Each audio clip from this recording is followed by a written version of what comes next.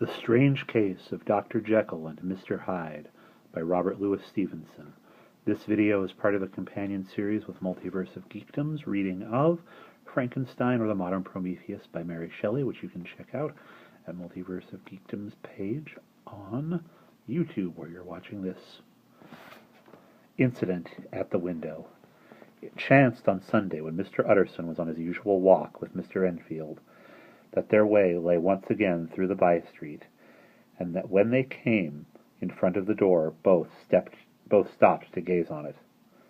"Well," said Enfield, "that story's at an end at least. We shall never see more of Mr. Hyde." "I hope not," said Utterson. "Did I ever tell you that I once saw him and shared your feeling of repulsion?" "It was impossible to do the one without the other," returned Enfield. "And by the way, what an ass you must have thought of me not to know that this was a back way to Dr. Jekyll's. It was partly your own fault that I found it out, even when I did." "So you found it out, did you?" said Utterson. "But if that be so, we may step into the court and take a look at the windows. To tell you the truth, I am uneasy about poor Jekyll, and even outside I feel as if the presence of a friend might do him good." The court was very cool and a little damp, and full of premature twilight, although the sky, high up overhead, was still bright with sunset. The middle one of the three windows was halfway open, and sitting close beside it, taking the air with an infinite sadness of mien, like some disconsolate prisoner, Utterson saw Dr. Jekyll. "What, Jekyll!" he cried. "I trust you are better." "I am very low, Utterson," replied the doctor drearily. "Very low.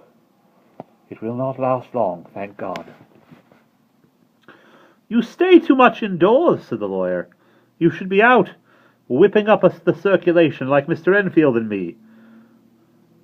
This is my cousin, Mr. Enfield, Dr. Jekyll. Come now, get your hat and take a quick turn with us."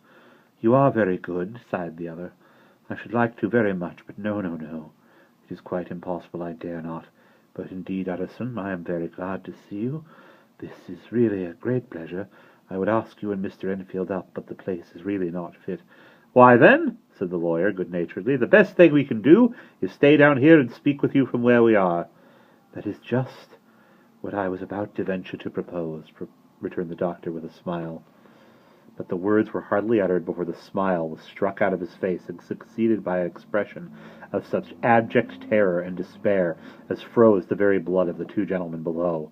They saw it but for a glimpse, for the window was instantly thrust down, and that glimpse had been sufficient, and they turned and left the court without a word. In silence, too, they traversed the by-street, and it was not until they had come into a neighboring thoroughfare, where even upon a Sunday there was still some stirring of life, that Mr. Utterson at last turned and looked at his companion.